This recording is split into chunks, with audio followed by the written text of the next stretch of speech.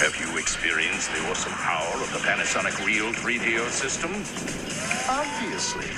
Presenting 3DO, the most advanced home gaming system in the universe. It's time to put away your toys. 3DO from Panasonic, Gold Star, and Creative Labs. A new low price and free games. Mind-blowing graphics of Panasonic Real 3DO. 3DO.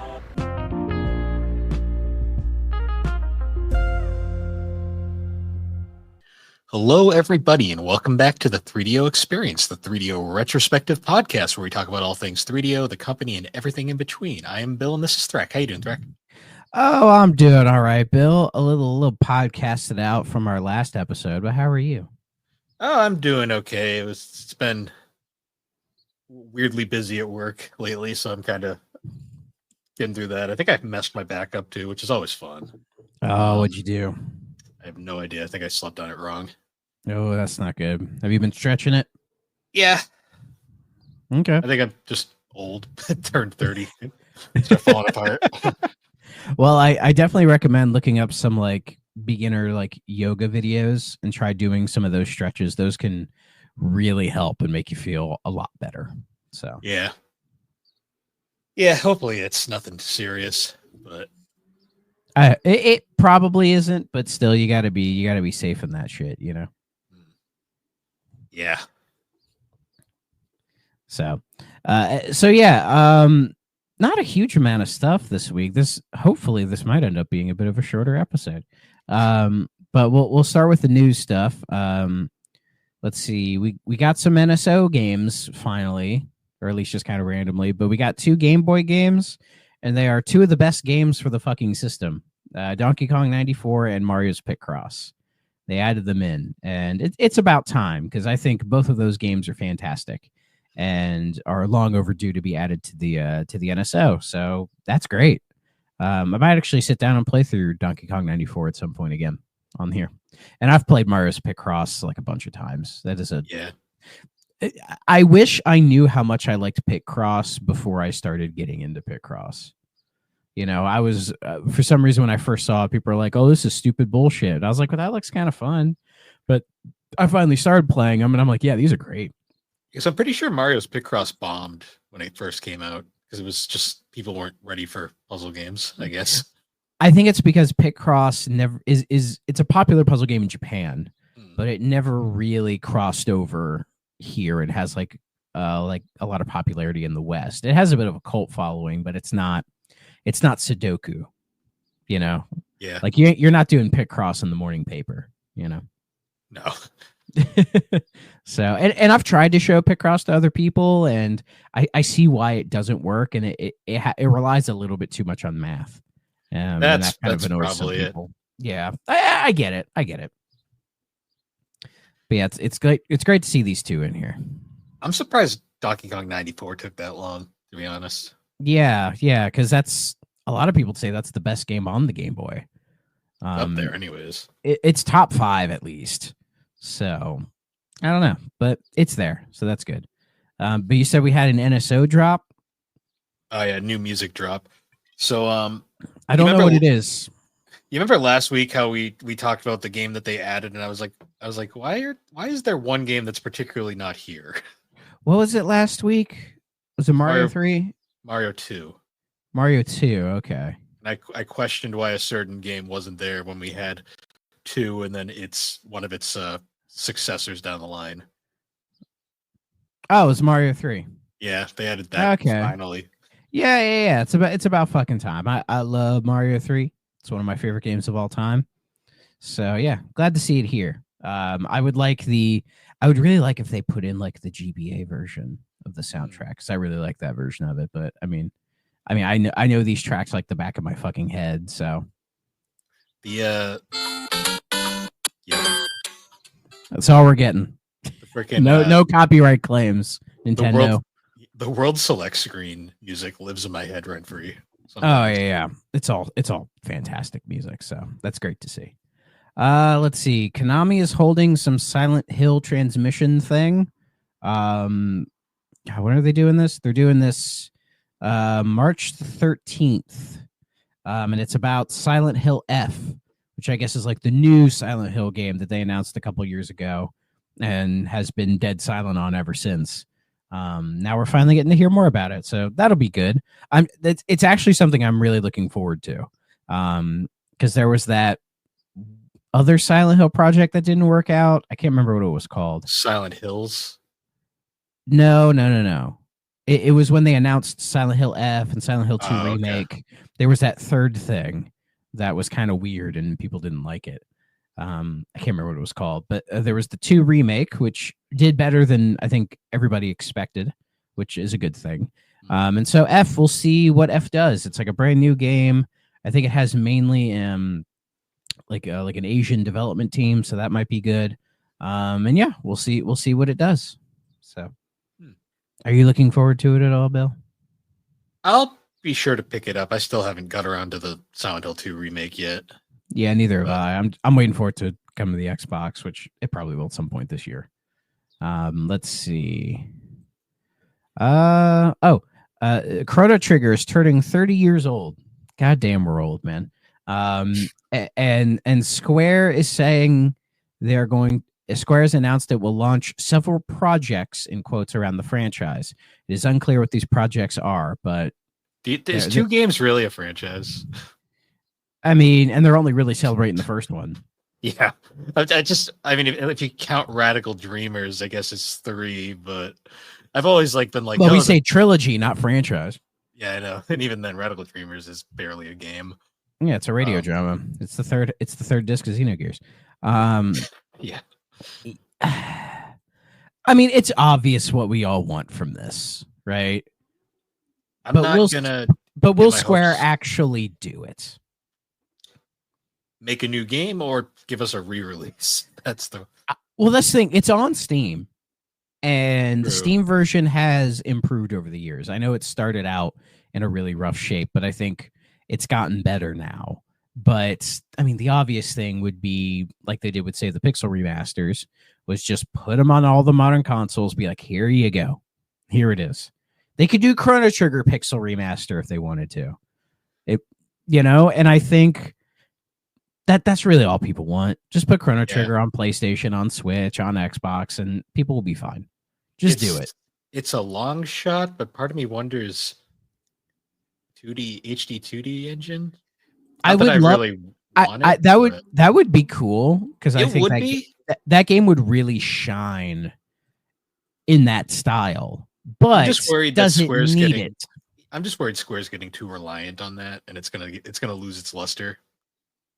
People have been saying that for years, but I really don't think it has. I mean, we're getting the 1 and 2 HD 2D remakes for Dragon Quest this year, True. which I don't think they've. Have they been dated? I don't even know. I don't think so. I just know they're working on it. Well, because I know they said it was coming early in this year, unless that got pushed back, which is possible. Yeah, I mean, Chrono Trigger, they don't have to do an HD 2D remake. I think people would like it. And I remember when the HD 2D remake when it first appeared, people wanted Chrono Trigger for it, right away. That was the game they wanted to see in that style. So would doing it in that style mean this is the apex of the HD 2D? Nowhere to go up beyond that? I don't know. But I think the easier thing would just put it on all the consoles and just be done with it. Or even at the very least, just put it on NSO. Just do something. That'd be cool. That would be cool. They somehow hide it behind the $50 a year. Yeah, I know, right? It's Square, so they'll find a way to be stupid about it. But I mean, hey, they were a little bit stupid about the Pixel remasters when they first came out, but they've gotten better about that. So, you know what I find very interesting? They didn't do not a single Final Fantasy got the HD 2D treatment. Not yet. Not yet. It just makes me wonder because they just did the Pixel remasters that they're even going to bother. Not if they do, it won't be anytime soon. That'd be my guess. And the real question is, which one would they even do? I mean, most people would 6. say they're 4 or 6. I think 6 would be the easy one to do. But yeah, I don't know. Chrono Trigger, it's on PC and mobile. and it's perfectly fine on those platforms. But just put it on the console. Just put it on Switch so people will stop fucking whining about it. Yeah, well, it sucks. Well, then all these Chrono Trigger fans can finally play the game for the first time. Yeah, it's like the Earthbound fans when they got their big awakening a couple years ago. Or with the Sonic Unleashed PC port. I don't know if we've talked about that on the show, but Sonic Unleashed Recompiled came out, which was it's taking the 360 version and recompiling it to make it a native PC port. Yeah, that came out. I messed with it a little bit. My laptop's not really powerful enough to run it, but I already have it on Xbox, so it's fine. And it's funny to see certain people complaining about Unleashed again, or like complaining about it in ways that's like, oh yeah, they've never played this game before, like the Moon Metal stuff, like the metal stuff. And it's yeah, that's right. Because most people they play the days. Most people who play Unleashed these days, they'll play the day stages and then they'll just turn it off. Yeah, but like if you only do like the opening day stages, you're missing a lot of the later day stages, which are really good. And there's a couple that are there's a couple that aren't great. And I think the night stages get a little bit better as you go on as well. True. But that gauntlet of a final stage, not a fan of that. Not a fan of that at all. No. Eggman Land's also like the first place where they tried to do 3D platforming with that engine at the time, and I was like, oh yeah, this game was not designed for this. Yeah, and that final boss, I hated that final boss. Oh yeah, the fucking that gauntlet.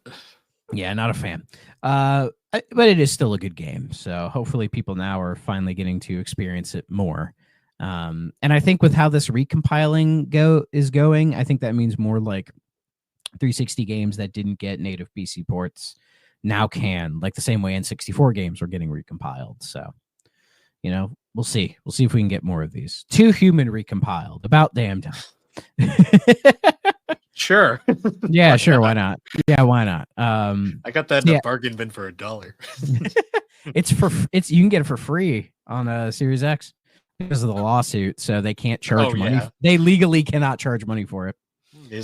So if you want a copy of it, don't pay any money for it because you're not supposed to. Anyways, so back to Chrono Trigger. I think they'll do some like merch and some bullshit with it, but hopefully they do the right thing and just put it on the consoles and just let everybody finally get to play the game and be done with it. That's all you got to do, right? Easy peasy. All right, let's see. This one I found kind of interesting. Lego is starting to bring its game development in-house. So for decades now, Lego has outsourced all of its game development to other studios, be it Traveler's Tales, be it 2K, be it Epic, indie devs, all this kind of stuff. But I guess now Lego has been seeing how much success they've been having in the video game industry for the last couple of years. And are saying, oh, we should probably start to like make our own like game dev studio and start making some of these games ourselves so we can get more money. And I'm not against that idea, but to be fair, Traveler's Tales has just made the same game for the last like 12 years. So yeah. And you can tell in the last couple of years, Lego has been wanting different developers to make games for it. I mean, we have like Lego Fortnite, which is a big thing.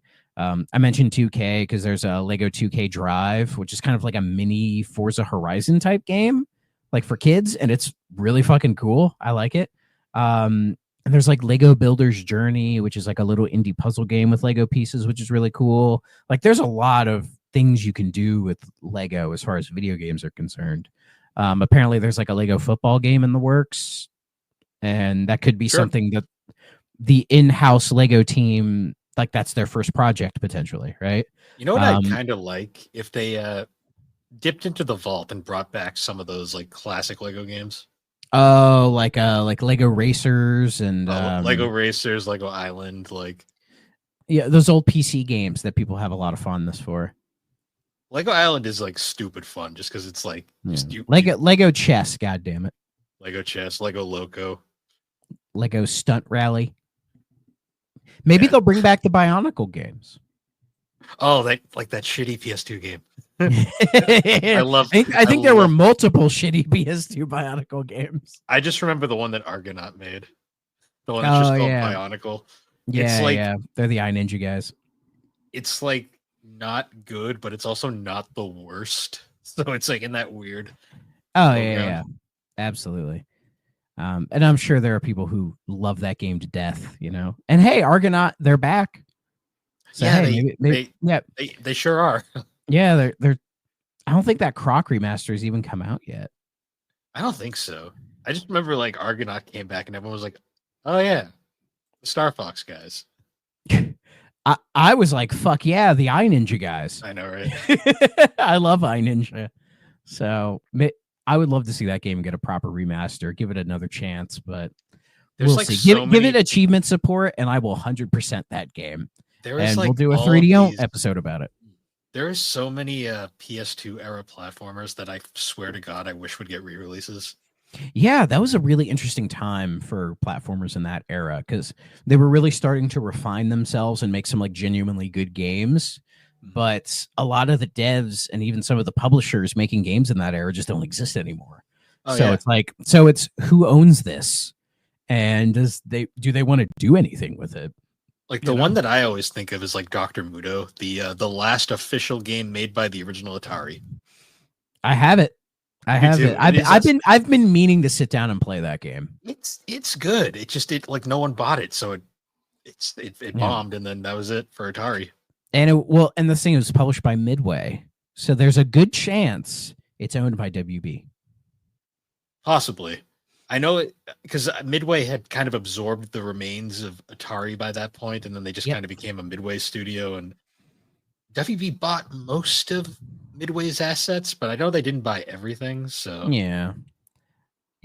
I wouldn't be surprised if this was like in the deal and they just didn't realize it, because that happens with a lot of business acquisitions when you buy like this giant thing and then you go, oh, we also have this. Oh, okay. Like when Microsoft bought Bethesda, Mhm. and then they were like, I think they were like shown like, say, like Hi-Fi Rush and like what Tango was working on, and they probably went, oh, we own that. Oh, okay, cool. someone That was kind of that. someone should just, I don't know if he's on Twitter. He probably isn't, but someone should just tweet out Ed Log and ask who has the rights to talk to Mudo, because that was like his last game.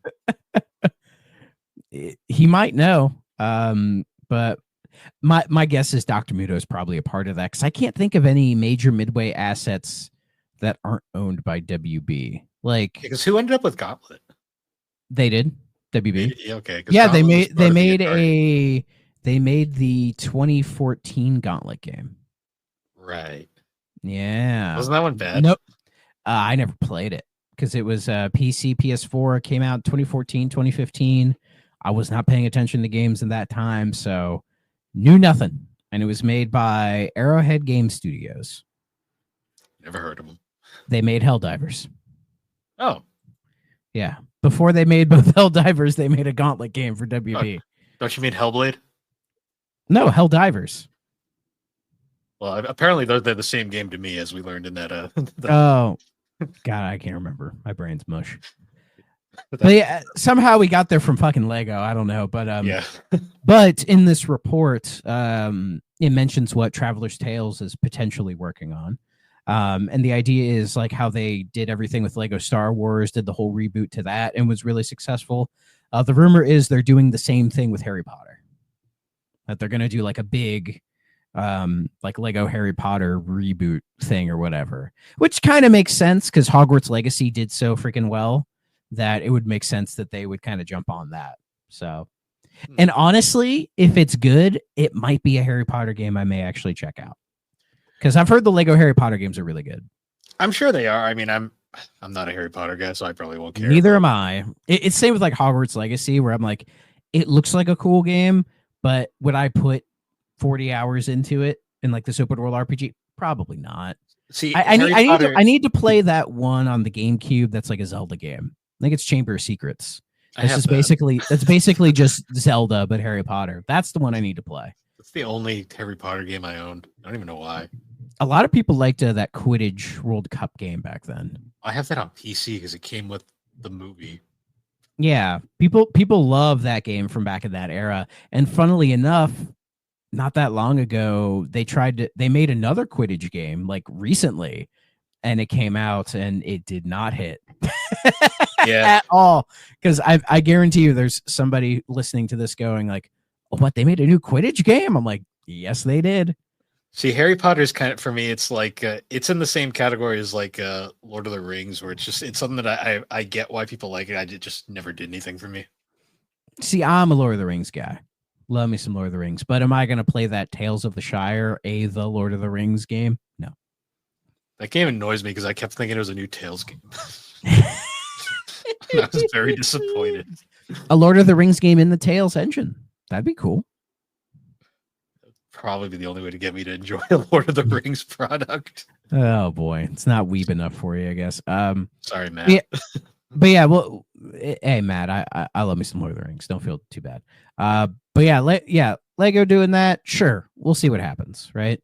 I should play through the Skywalker saga. Looks like it's fun. And enough time has passed when I tried to 100% Lego Star Wars: The Complete Saga, that maybe it might be time to do the Skywalker saga, or maybe Lego Indiana Jones or something. I don't know. Every once in a while, I get an itch to play a Lego game, so we'll see. The last thing I have is Apple Arcade is getting brand new Katamari and Space Invaders games. Cool. So not that long ago, Bandai Namco revived or whatever their trademark, refiled their trademark for the Katamari series. And it had people go, oh, are they making a new Katamari? Blah, blah, blah, whatever. I guess they are, but it's exclusive to Apple Arcade. They had been re-releasing, like, because they redid the original, and then they also did the second. Yes, they did Katamari Damacy, which is the original, and We Love Katamari, the second game. Re-roll for both of them. Played through them both, love them both. They're both fantastic games that everybody should play. I love the fact that the second one is entirely meta about the fact that the creator didn't want to make a sequel, but he did too anyways because money. Yeah, and it's kind of him poking at how much people love the first game and sort of his relationship with it and all that. But it's fucking phenomenal. It's kind of better than the first game. The whole series is honestly really good. Even that really weird Vita game. They lose their charm after a while, but they hold up. They're still a lot of fun. Well, it was It really sucked that the third game was exclusive to the 360 and then the fourth game was exclusive to the PS3. So it was like, gee, being a fan of that series must have been rough. Well, with Beautiful Katamari, the 360 one, it was supposed to be on the PS3 as well. But at that time, Namco was struggling with the PS3 architecture. So that's why it didn't come out. And there was rumors of it coming to the Wii as well, but that never really materialized. But Beautiful Katamari on 360 is a fun game, and then Katamari Forever, which is the PS3 one, is like a weird hybrid of like a compilation of some of the earlier stuff and brand new stuff. It's a weird mixture. It was fun. But yeah, but they never made a Wii one. They made that Vita one, which I have, and I still haven't played it. There's also a PSP one. I think it's yes, there is. Yeah, Me and My Katamari. Yes, I think I have it on my Vita. I just haven't played it. But yeah, we're getting a brand new Katamari game exclusively on Apple Arcade. I mean, this could be a case of it's on Apple Arcade for like a year or two, and then it comes to platform consoles or something. Who knows? But we're getting another Space Invaders game, Space Invaders Infinity Gene Evolve, which I think it's meant to be some of like the more modern Space Invader games that try to have like, I guess it's like if Tetris Effect was a shoot 'em up almost, like it has all like, or like a mixture of like Geometry Wars in there, with like all the colors and the neon and very flashy kind of stuff. But it's cool. But it's still Space Invaders, so cool. You remember when they tried to make Space Invaders like edgy and like dark, like that Space Raiders game? Oh, on GameCube? I kind of love that game, actually. It's kind of, but it's so stupid. It's amazing. Because it's the epitome of like that era, like trying to make everything edgy. It's right up there with like Act Zero. It's just like it's no one. See, that game is bad. That game is bad. It's a bad Bomberman game. Or do you remember the PS2 Narc? Yeah, it wasn't very good. where the original was about shooting drug dealers, but in the PS2 remake, you can take the drugs. Of course, yes. You can either give the drugs to the police to get more money, or you can take the drugs and get stronger, just like in real life. Yeah, that's how it works. Yeah, or that edgy Final Fight Streetwise. You remember that? Well, That game is so bad. there is actually like some story behind why that one ended up the way it did. But Yeah, I've vaguely heard about that story. I think Matt McMuscles did a whole video on it. Yeah, he did what happened on it. I don't think I watched that one though. But It was very entertaining in the fact that it kind of was like, oh, this is why this game is so abysmally bad. Yeah, I'm sure it has a very fascinating reason. I think the one that's the most hilarious from that era, though, was the weird PS2 Altered Beast game. That's like bizarre. Oh yeah, that was European only. I Yeah. remember that. It was I've about this never weird, I've like, never played it. It's about like genetic like experimentation and shit. It's like See, trying to revive Altered Beast as a 3D beat 'em up makes all the sense in the world, right? Like, sure, why not? Let's do it. But from what I hear, they didn't do a good job of it. no, that Or was Sega. Golden though. Axe Beast Rider. You remember that? That was The only thing 360, I but- remember. The only thing I remember from that game is Gilius Thunderhead saying, "Buy my balls." Oh god. See, that was such a really fascinating era in games where they're trying to bring back every IP but make it like dark and edgy as possible. Yeah, You know. Whereas nowadays, if they try to revive a franchise, it's usually they just put the old shit out and just hope people like it. Or I mean, we'll see what Sega does because they're actually genuinely trying to revive some of their IPs. So we'll see how that new Shinobi game does and all that. So I'll let you all know because I'm all in on that. if it's the same quality as Streets of Rage 4, then we have good hopes. High I think it's hopes. the same dev, isn't it? Blizzard Cube, I think. Yeah, I think it's the same dev, so I'm sure it'll be just fine. I look Alright, forward yeah. to it. But yeah, that was the news. Not not a lot. Yeah, we're just kind of waiting for Switch 2 to drop, and then things will get crazy again, I'm sure. Yeah. So, anyways, let's get to the game this week. So this You know- week, No, go ahead. I don't have a physical of it, unfortunately, but I do. Foes of of- Ali. Foes of Ali, yes. It is a boxing game. It's so. This is such a fun era of EA Sports back before like all their stuff was so corporate. Like that's just like a fun title for a game like this. Well, it's trying to be historical, Hmm. Bill. I mean, I'm sure you don't know much about boxing history. I know maybe a little bit more than you. Not a lot, though. So yeah, Foes of Ali. This game came out in 1995, exclusively for the 3DO. So that EA licensing deal is still existing at this point. Developed by Gray Matter. The same studio that made Siberia Yeah, can't believe it. and Can you? Wolfenstein: Return to Castle Wolfenstein. Like we're just going full circle here. Just a lot of crazy shit.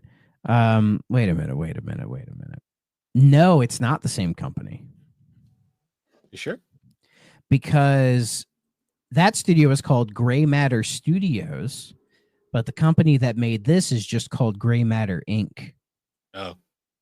Well, then ignore the thumb. Then just don't question my thumbnail I made for this episode. then. It's a monolith type deal. RIP. It's kind of like that. well. I mean, to be fair, Oh.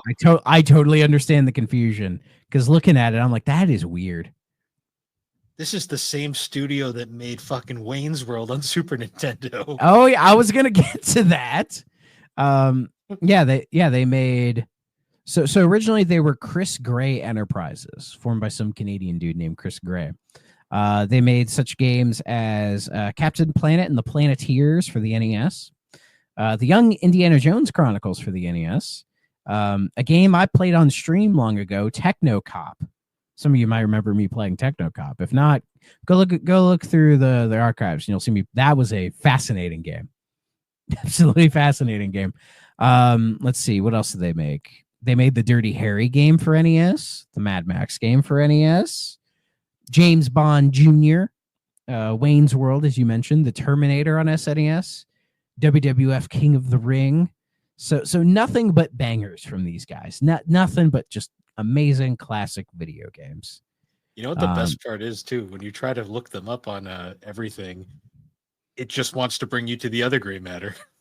Yeah, which is weird because I think this gray matter definitely, or at least they evolved to something a lot more interesting, but we'll get to that as we go. But yeah, you can tell this is sort of their biggest project up to this point, making a boxing game for EA Sports. Was this the first EA Sports boxing game? Yeah, because it predates Fight Night and the other series that EA did. Knockout Kings? Yes, that one. Well, I guess we can say this game evolved into those series because Knockout Kings, they were all made by a company called Press Start, which I guess is the company that morphed out of Gray Matter Studios.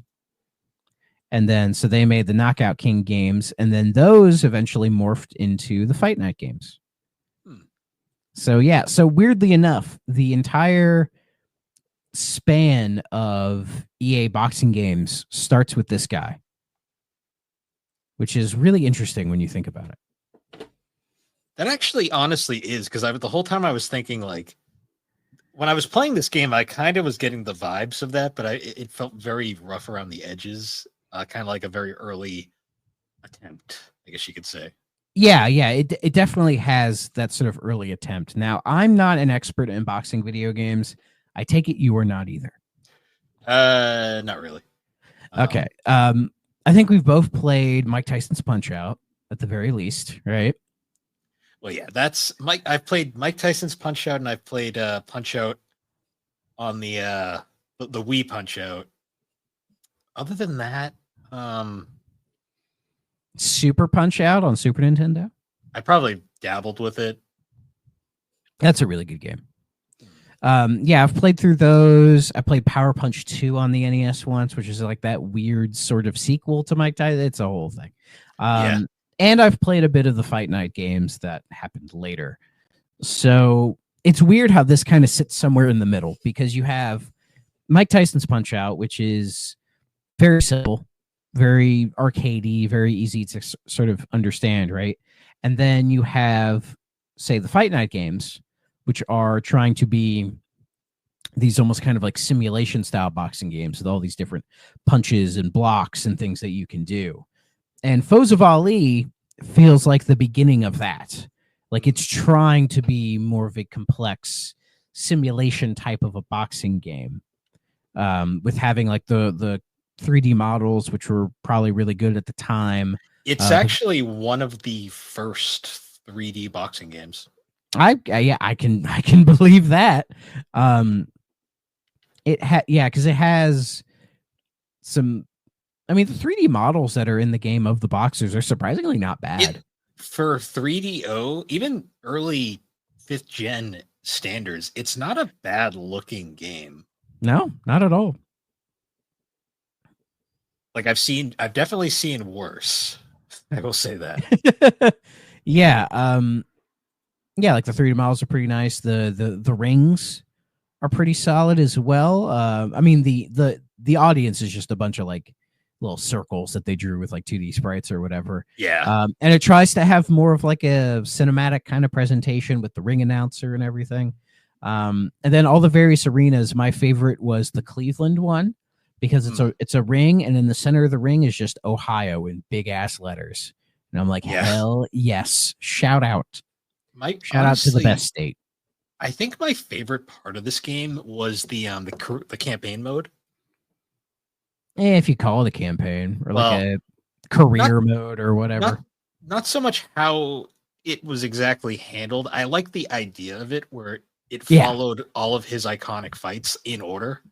Yeah. So if you don't know, it's based on Foes of Ali. The idea is you are Muhammad Ali, and you're sort of going through some of his most notable opponents throughout his boxing career. So you have like Henry Cooper, Joe Frazier, Sonny Liston, Leon Spinks, Chuck Wepner, these sort of iconic opponents that Muhammad Ali had throughout his career. No George Foreman, unfortunately. I was hoping to see the Grill Man here. Yeah. Or even Larry Holmes. I'm surprised Larry Holmes wasn't here. You know what I did? A nice touch too. They used in the early fights. They used his original name. Yes, Cassius Clay, which was a nice touch, but I often get the sense with when they're talking about Muhammad Ali, they have no issue saying his older name, which I think is, I'm not sure how I feel about it, because the reason Muhammad stopped calling himself that was because he referred to it as his slave name. You know, because Muhammad Ali, besides not being just an amazing boxer, was also like an activist and very prominent in the 60s like counterculture movement. And he was part of the Nation of Islam for a while, which hence the name change and all this other stuff. So I can't imagine he was probably a big fan of people still occasionally referring to him in his old name, which to me feels a little disrespectful. But as we've learned over the years, some people do not have an issue dead naming people for whatever reason. True. I liked it in the sense that it was a historic thing, because historical is fine. Yeah. Because they, the second he got to the point where he started using his, the Muhammad Ali name, they changed right to that, which I thought as like a historical thing, it was interesting, but, for the most part he's strictly Muhammad Ali throughout the game. Yeah. And so the game follows a very sort of, like a slightly chronological sort of timeline on the fights. Yeah, it's trying to be historically accurate and does some interesting things in that regard with, say, like trying to set up the fights and having some historical records, which I think is really cool and a good thing. It feels like boxing has always been a sport that people do respect the history and the lineage of it more than other sports, at least from my vantage point. And the game looks really good. It sounds really good. The menus are pretty simple and easy to navigate, but the core of the game, the gameplay, is, how do the kids say, not very good. You can tell it is one of the first 3D fighting boxing games. That's for sure. Yeah, apparently it gets compared a lot to a game called 4D Sports Boxing, which I've never seen before in my life. And looking at it, I wish I had never seen it in my entire life. Let me take a quick look. That's a cover. Yeah. That is certainly a cover. Some about it. Just pretty ick. Yeah, this game looks much better. They had more than a couple polygons to work with. Yeah. So but the gameplay itself, for a game that's trying to have like more of a simulation style, and how you can have all these different type of punches, like the controls are kind of weird. It's almost tank controls, where it's like you move up to move forward, and then like left or right to sort of turn, and then down to back to like take a step back. You get used to it, but it is kind of funky at first. And you have all the different, like you can do like straight punches, jabs, hooks, uppercuts. You can block, you can duck. Like you have all these you can even like grab the opponent as well, which is a notable boxing move, like just like giving them a big hug. But I found trying to be strategic in any sense didn't work. The only thing that worked was just straight up button mashing. Yeah. That's kind of how I got through everything. I did the classic shitty fighting game mentality where just keep mash buttons till something happens. Yeah, because so many times you'll try to throw a punch and it either doesn't connect, or it looks like they're not even throwing the punch at all. Like they're halfway doing it and then they kind of give up, and it's like, but why? I made the input, like this isn't analog inputs. I don't understand it. And the only strategy I had was doing 2 hits with the left and then 1 with the right. And I just repeated that over and over again. And most of the time it worked, which was crazy to me, because I only ever knocked somebody down once. Every other time I won on decision, which always feels like a shitty way to win a boxing fight, but whatever. That's like when you're playing like a arena fighting game and you win by ring out. Well, in Ring Out, you can kind of like force the opponent out, Yeah. you know, which kind of creates its own sort of strategy. No, it's more like if you're playing a fighting game and the time runs out and you only win because you have a little bit more health than the other guy. Like that's how they determine the winner of that round. True. That's what it feels like to me. And it's like, that sucks. Yeah, you won the war of attrition. You caused and won it at the same time. Good Yeah. for you. But yeah, it's severely lacking in modes. Like you have an exhibition mode where you can kind of just set up whatever. You have a tournament mode where you can set up a tournament and still do whatever. And then there's that career mode, which tries to have some historical context to it and all that. And that's really cool. And I think they could have went further with that and had more of a more of like a documentary style where they could have had like say pictures of like the fights and then like an announcer in between fights, like detailing some of the history and the lead up to the fights and like where say Muhammad's headspace was at the time, you know, that kind of stuff. And I think that would have been really beneficial. My guess is because it was a very early game, one of the first of its kind, licensing was probably an issue with a lot of these fighters. I mean, they were able to get them. They were able to got get all their likenesses. I mean, they I did get don't most know of them. how boxing licensing works at all because, you know, there's no union or anything like that. So I don't know how they get these guys, like if they just pay them royalties or whatever. But I mean, still, like when they're setting up the Ali Frazier, like say the first time they fought, they could have done a whole thing about, you know, the build up to that fight and the fight of the century and all that other stuff. You know, like the 3DO was capable of doing that kind of stuff. And I think that would have been cool and a bit of a missed opportunity to be sort of a historical document for this stuff. I think it was kind of one of those things where like they were trying something new and they didn't really go all in with it. They kind of did like the bare minimum for a first time like attempt. Yeah. You know what this game reminds me of now that I think about it? What? Reminds me of Ready to Rumble. You remember Ready to Rumble? To be honest, I wished I was playing Ready to Rumble the entire time. See, I don't even really like Ready to Rumble that much. Have you played And the a lot- Dreamcast version? Yeah. That's the one that I kind of like. And Yeah, a lot of playing my issues with Ready to Rumble are kind of the same issues I have with this game, and that's I can't figure out what the hell to do. Like I'm trying to come up with these strategies to win, and in Ready to Rumble, I would just get my ass kicked because I just couldn't figure it out. But here, I wasn't really getting my ass kicked. I mean, I did get knocked down a couple times, but for the most part, I was winning because it felt like the computer didn't know what to do either. They were kind of confused half the time. They are kind of rock stupid in this game. Yeah, and it's so surprising to me how this did kind of evolve into the Fight Night games. Like I remember Fight Night Round 2 being like a really big deal when that was around. And those games are much more complex and do a lot more with like say the presentation and having historical fighters and all that other stuff. But I have not played it. I've not touched a Fight Night game in a very, very, very long time. Didn't So- the Fight Night team also end up making that really bad Def Jam game? Yes, they did. EA Chicago, Def Jam Icon. Yeah, Uh, that was a game. I don't necessarily hate that game, but sort of my big issue with that game is that it completely takes away the wrestling aspect, which is what made the first two Def Jam games so great, was that they were wrestling games.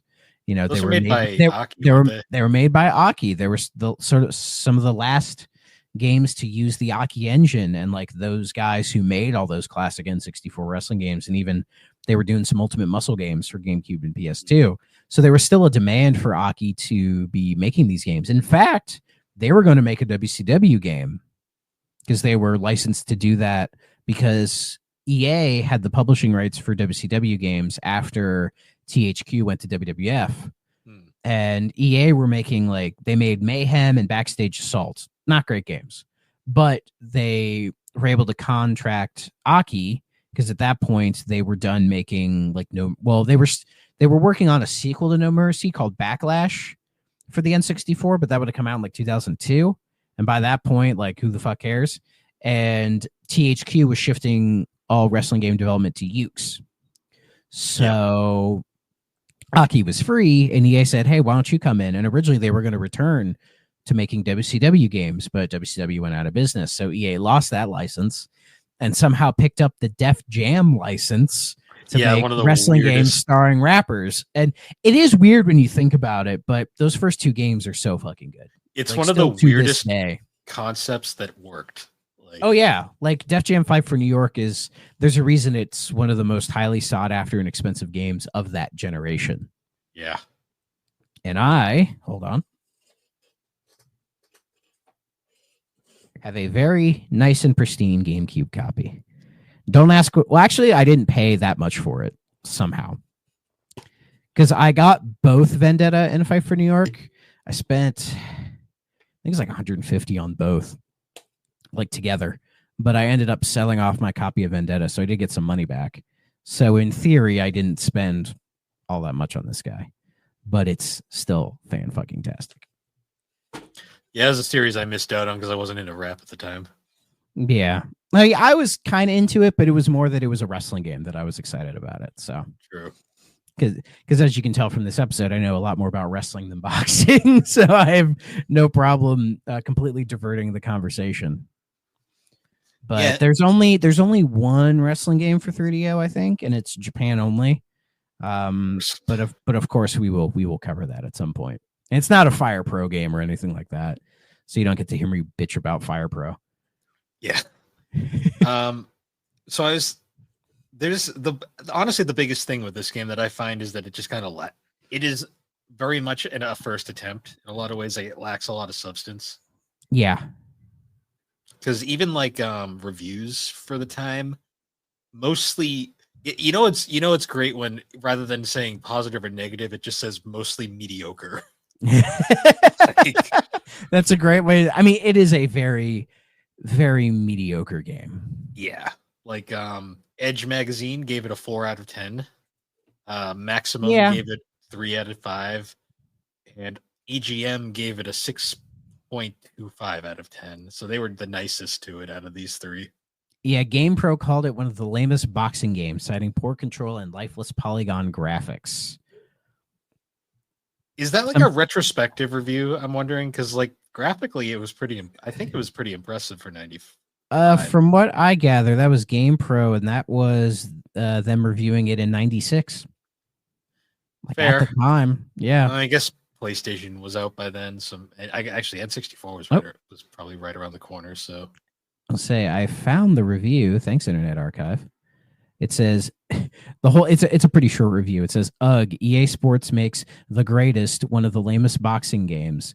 With exhibition, career, and tournament modes, the game lets you assume the role of Muhammad Ali or any of his 9 real-life contenders, including Smokin' Joe Frazier and Leon Spinks.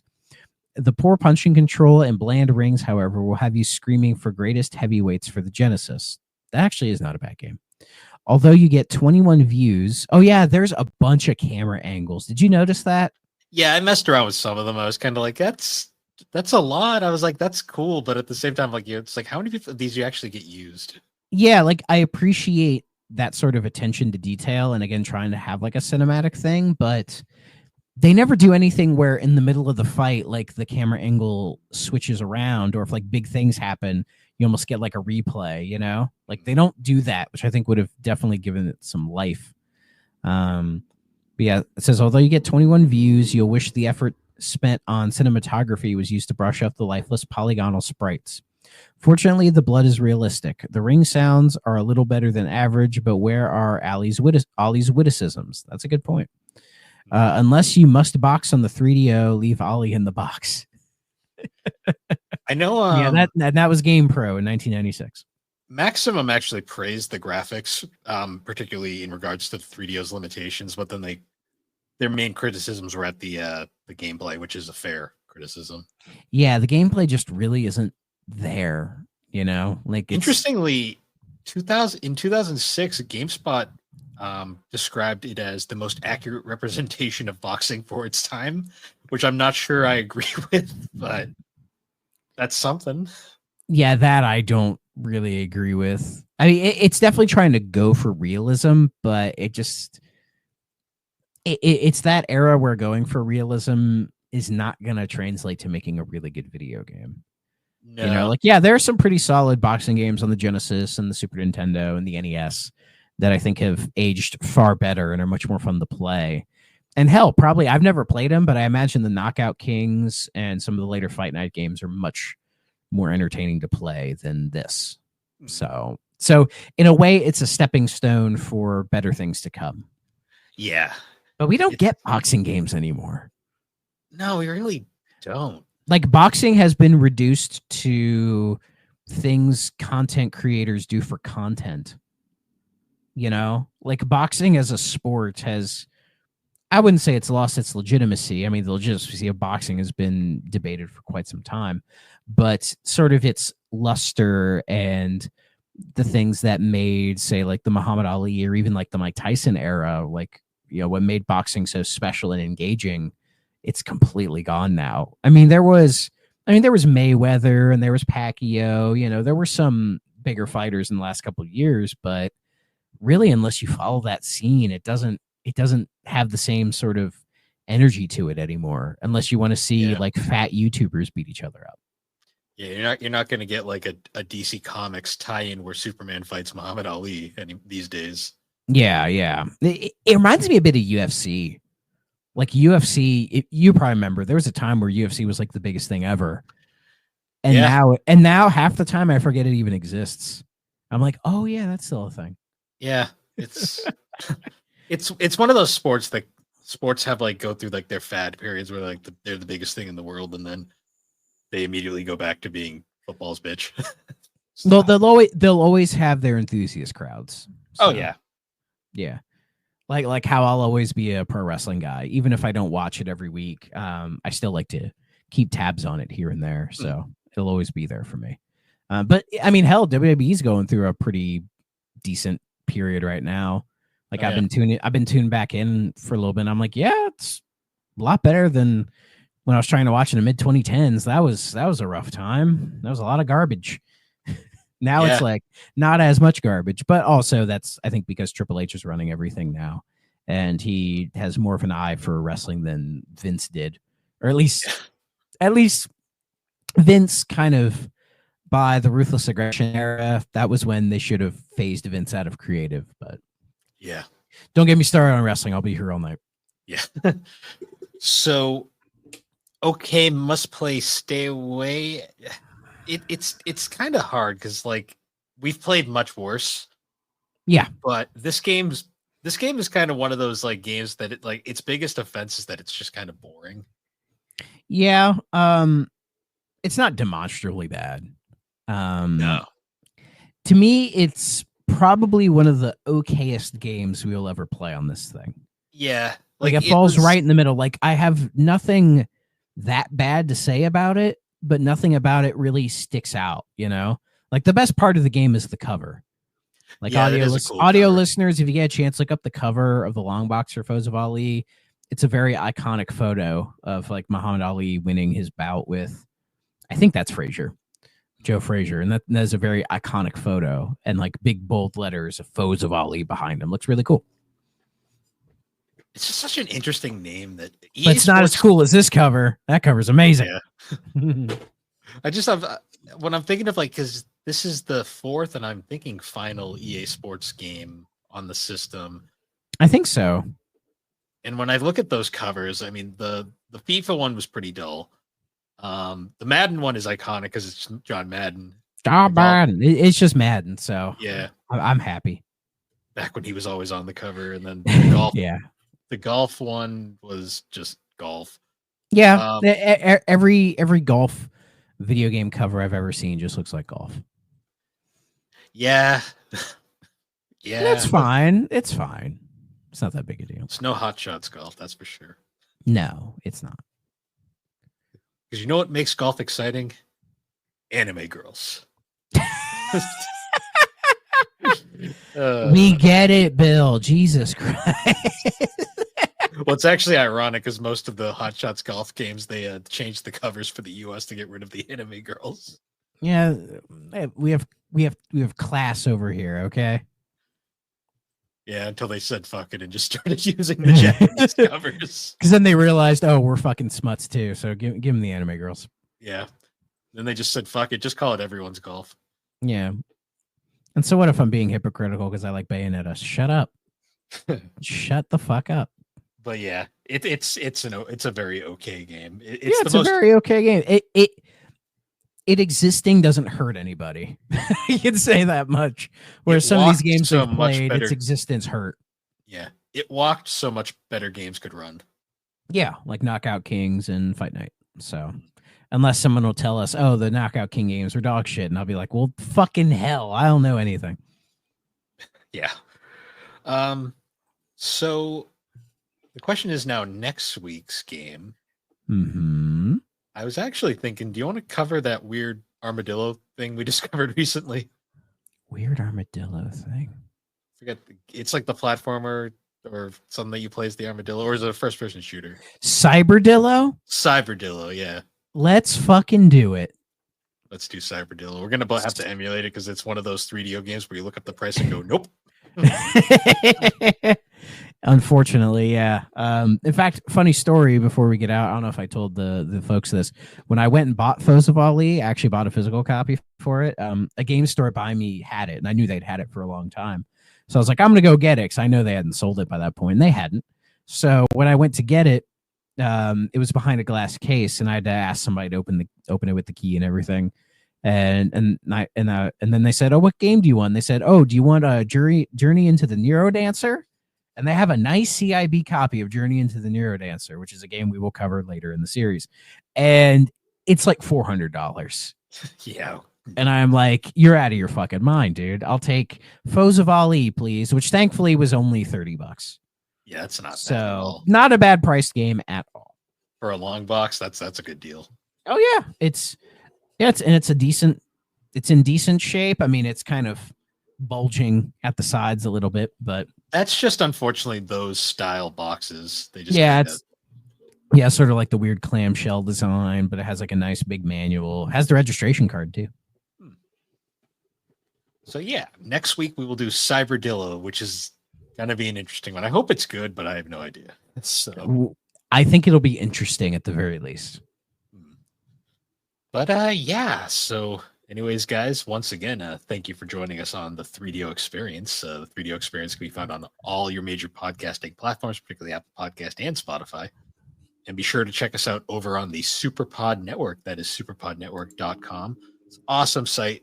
Find a whole bunch of different shows, videos, blogs. We're about to be starting, I think actually at the time of this recording, the first of what's going to be a series of PlayStation-related blogs will be releasing shortly. Me and Thrak are both going to be participating in that as well.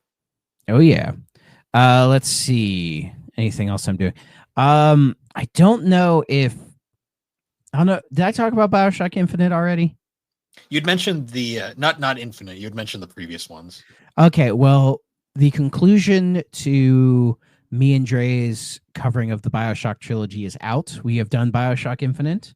And if you haven't listened to that episode, I highly encourage you do. It is a fantastic episode. Probably one of the best podcasting episodes I've ever done. Seriously, like in my career, it's near the top of the list. It was fantastic the whole way through. So go listen to that because it was a really interesting conversation between me and Dre about that game. And also, roughly around the time of this recording's release, my collab with Rick from Pixel Project should be out. We covered Medieval on the PS1. So nice. Tune in for that as well. So that should be really good. And hopefully around the time of this episode, our very first 3D Owned episode will be out, where we are deciding to once a month, maybe a little longer than that. Who knows? We're going to cover non-3DO stuff.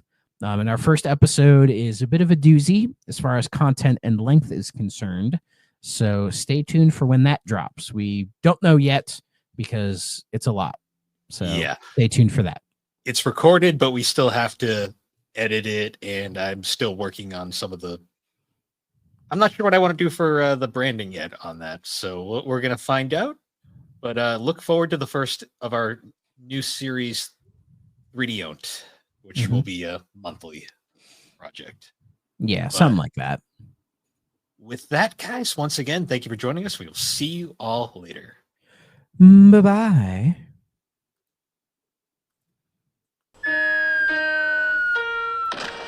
you're not playing on a 3DO system,